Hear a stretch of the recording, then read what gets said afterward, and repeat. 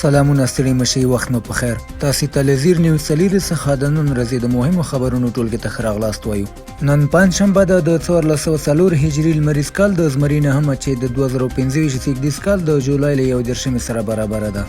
غیر صافه مو تاسو ته لزیر نیوز سلیری څخه د نړۍ مهم خبرونه وړاندې کوم.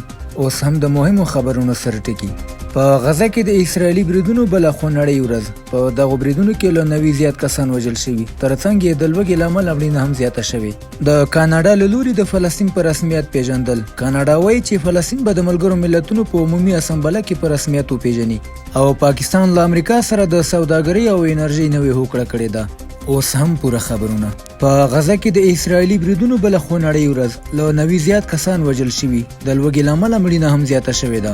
د اسرایلی نیواګرو لخوا د غزې پر تړانګه بمباري دوام لري. یوازې د چهارشنبې په ورځ لږ تر لږه 1 فلسطینیان وژل شوي چې 9 د بشري مرستو تمه لرونکي ولسي وګړي دي. په یو بل برید کې اسرایلی ځواکونو د زیکم پوله کې د مرستو د ترلاسه کولو لپاره راټول شوي خلکو باندې ډزې کړي چې له امله یې 50 تنه وژل شوي او 643 نور ټپیان دي. له بلې خوا د غزې روغتیایي چارواکي وایي چې د قحطۍ او تغذیې د کمښت له امله 9 نور کسان مړه شوي چې له دې سره د لوږې له امله د مړو شمېر 154 تنه ته رسېدلی چې 9 اتیا پکې ماشومان دي. تر اوسه د 2023 کال د اکتوبر له 9 راهیسې په اسرایلی بریدونو کې لږ تر لږه 18130 کسان وژل شوي او له 140 زیات نور ټپیان دي. دغه راز د حماس د بریدونو له امله په اسرایلو کې 1909 کسان وژل شوي او تر 200 ډیر کسان یرغمل نیول شوي دي. په همدې حال کې د لویدیځې غاړې د سیلوات ښار اوسیدونکو د اسرایلی ځواکونو لخوا د 2 فلسطینیانو د وژنې په غبرګون کې عمومي اعتصاب کړی دی. د وژل شویو له ډلې یو کس د خمیس حیات په نوم پیژندل شوی، خو د دویم کس هویت لا نه دی روښانه شوی.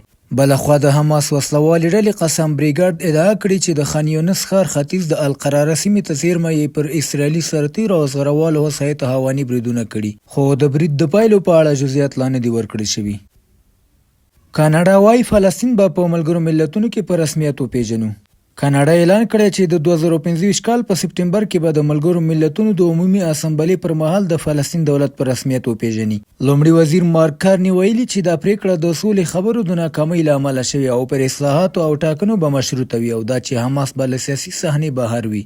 امریکا چې د اسرایل نږدې متحده ده دا ګام د حماس د انعام په توګه رد کړی. ولسمشر ټرمپ دا پریکړه بې ارزښته بللې او ویلي دي چې دا کار سوله نه راولي. د بشري حقونو فعالانو سره لدی چې کاناډا د وسلو د صادراتو بند اعلان کړی، حکومت تورن کړی چې صادرات لا هم دوام لري. هغوی د ټولو جوازونو د لغوه کېدو غوښتنه کړې. ورته مهال د کاناډا د مسلمانانو ملي شورا د دې پریکړه هرکلی کړی، خو ټینګار یې کړی چې یوازې رسمیت پیژندنه کافي نه ده. دوی د بندیزونو د سوداګریزو تړونونو بیا کتنې او د غزې له کډوالو سره د مرستې غوښتنه کړې ده.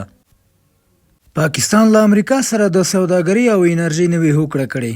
پاکستان او امریکا د یوې نوې هوکړې اعلان کړی چې له مخې به یې د پاکستان پر صادراتو امریکایي تعرفې راکمې شي او دواړه هیوادونه به د پاکستان د طبیعي تیلو زیرمې پراخوي. د امریکا ولسمشر ټرمپ ویلي چې د تیلو د پراختیا لپاره به یو امریکایي شرکت وټاکل شي، خو نور جزئیات یې نه دي ورکړي. د پاکستان د مالیې وزارت ویلي چې دا تړون به سوداګریزه همکاري لا پراخه کړي، په ځانګړي ډول د انرژۍ، کانونو، آی ټي او کرپټو اسعارو په برخه کې. په 2024 کال کې د دواړو هیوادونو ترمنځ سوداګریزه راکړه ورکړه 2.3 میلیارډ ډالر ته رسیدلې چې امریکا پکې له پاکستان سره 3 میلیارډ ډالر کسر کړی و. دغه راز پاکستان ویلي چې ټرمپ او سناتور مارکو روبیو د هند او پاکستان ترمنځ د وروستي اوربند په منځګړیتوب کې مهم رول لوبولی، خو هند دا رد کړي او وایي شخړه باید د دواړو هیوادونو ترمنځ حل شي. بلجیم د اسرایلی سرتیرو د جنگي جنایتونو دوسیه نړیوالې محکمې ته وسپارله. د بلجیم فدرالي څارنوالۍ د 2 اسرایلی سرتیرو پر وړاندې چې د غزې جګړه کې د جنگي جنایتونو تور پرې لګېدلی قضیه نړیوالې جنایي محکمې ته سپارلې ده. دغه شکایت د هند رجب بنسټ او نړیوال قانوني اقدام شبکې لخوا ثبت شوی دی. تورن سرتیري چې ویل کېږي د ګی پارټي قطعې غړي دی د بلجیم په تومورلینډ میوزیک فیسټیوال کې د خپل پوځي یونټ بیرغ پورته کړی و، کوم چې د قربانیانو د کورنیو له لوري د توهین نښه بلل شوې. دوی لنډ مهال توقیف و خو بیا خوشي کړی شول. هند رجب بنسټ دا پریکړه په احتیاط سره د هرکلي وړ بللې، خو د بلجیم چارواکي تورن کړي چې ولې یې دا کسان نه دي محاکمه کړي.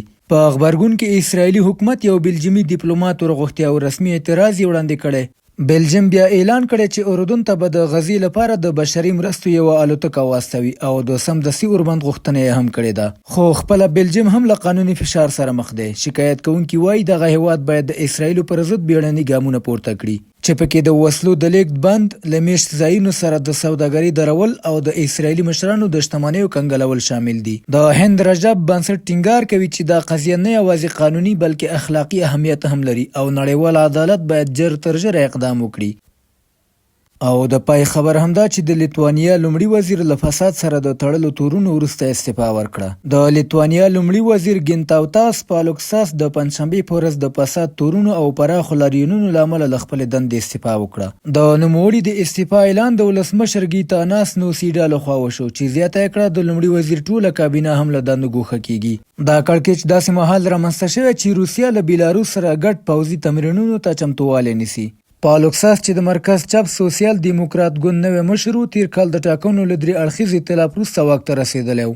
نوموړی له دې وروستیو راهیسې د رسنیو د هغو څېړنو لاندې و چې د هغه د پخوا او اوسنیو مالي معاملاتو او د فساد ممکنه قضیو ته اشاره کړې. په 2012 کال کې پالوکساس د ویل نیوز ښاروالۍ د یوې داوطلبۍ د ناسم مدیریت له امله مجرم وپېژندل شو. محکمې حکم کړی و چې نوموړي له خپلې دندې ناوړه استفاده کړې او یو داسې شرکت ته یې امتیاز ورکړی چې تر ټولو لوړه بیه یې وړاندې کړې وه. هغه ته 2 کاله تعلیقي بند ورکړل شو خو عملي بند ته ولاړ نه شو. راپورونه وایي چې نوموړي لا هم د همدې قضیې اړوند 14,500 یورو جریمه نه ده ادا کړې.